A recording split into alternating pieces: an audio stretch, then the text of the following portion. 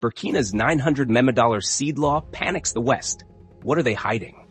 Tonight, we step into a story that has rattled policy rooms from Washington to Brussels, yet began in the quiet fields of Burkina Faso, with a seed law no one expected to shake the world. While Western economies wrestled with shrinking harvests and collapsing export markets, Burkina Faso quietly passed a $900 million anti-GMO seed reform that sent shockwaves across global agriculture. To many in the West, it looked like a simple law, but to Africa, it was a declaration, a reclaiming of the soil, the seed, and the right to define the future without permission. In this investigation, we trace why a single agricultural decision ignited geopolitical alarms, why the world's most powerful biotech corporations reacted with urgency, and why a new movement towards seed sovereignty is rising across the global South. If you believe Africa's story must be told with clarity, not distortion, subscribe to the channel and stay with me. This is the beginning of something much larger. The global agricultural map did not shift in a day. Yet the night Burkina Faso passed its $900 million anti-GMO seed law became a turning point. At the very moment, U.S. farmers closed barns they had owned for generations, crushed by tariffs and shrinking export markets, a farmer in Koudagou whispered gratitude over seeds his grandmother had saved. Two worlds, opposite trajectories, one struggling with dependency, the other reclaiming identity. That contrast is where the story begins. The law did not appear from nowhere.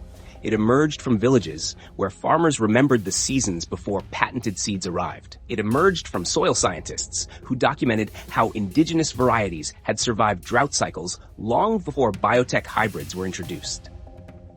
It emerged from anger at a system where African farmers bought seeds yearly, not because the land demanded it, but because corporate patents required it. When the bill reached the National Assembly, the vote passed swiftly. Lawmakers understood its weight. It banned 4 major GMO strains linked to Monsanto and Bayer, enforced strict genetic transparency, strengthened border inspections, and allocated nearly $1 billion to restoring indigenous seed banks across the Sahel. But the most powerful impact came not from regulation, but from memory. Across northern Burkina Faso, people gathered around radios in silence. Some cried, others offered thanks. Many spoke of seasons when their crops changed taste, texture, and resilience after imported seeds dominated the land. One elder said, "We lost the taste of our own earth." That sentiment, simple and quiet, carried more force than any political speech. In Washington, the reaction was immediate. Analysts warned that if African nations reclaimed seed sovereignty, the United States would lose one of its last stable markets for genetically engineered crops. A classified briefing circulated through congressional offices. The message was blunt. If Africa abandons biotech dependence, the U.S. faces a long-term agricultural disadvantage. For policymakers worried about trade wars, droughts, and falling exports, this law did not look like an agricultural reform. It looked like the beginning of a realignment. Europe felt the tremor just as sharply. Agricultural lobbies in Brussels demanded a WTO investigation. French media described Burkina's move as a rupture with global agricultural norms. But Africans heard the criticism differently. They heard echoes of a familiar history, a pattern of decisions about Africa made far from African soil. Inside Burkina Faso, the reaction was deeply personal. In a training center near Bobo Dioulasso, young biologists worked on reviving millet species nearly lost to time. They analyzed humidity maps, tested soil resilience, and spoke proudly about rebuilding the future with seeds that carried identity, not patents. "We are not against science," one researcher said. "We are against dependence." That sentence cut through the noise and revealed what the law truly represented. While Africa moved towards sovereignty, the United States grappled with agricultural instability. Droughts hit Kansas. Soybean exports dropped by double digits. Farmers demanded relief packages. A retired wheat grower in Nebraska voiced what many feared to say out loud. "Maybe they're doing what we should have done. Protect your soil, protect your seed." His statement ricocheted across social media, challenging the official narrative that Africa's reform was misguided. Meanwhile, corporations responded with urgency. 3 biotech giants issued coordinated warnings about market instability. Leaked internal memos revealed their deeper fear: the collapse of patent leverage in the Sahel. Behind closed doors, some explored the possibility of a WTO dispute, dragging a small African nation before an international tribunal for choosing to grow its own seeds. That possibility ignited outrage across the Sahel. Africa did not respond with aggression. It responded with organization. Universities released soil studies proving the resilience of pre-colonial crops. Farmers posted videos showing thriving indigenous fields. Agricultural engineers launched digital campaigns arguing for seed autonomy. The message was unmistakable. Africa was not resisting. Africa was rebuilding. Inside Burkina Faso, the seed law sparked an unexpected form of national unity. Families exchanged ancestral seed varieties in village circles.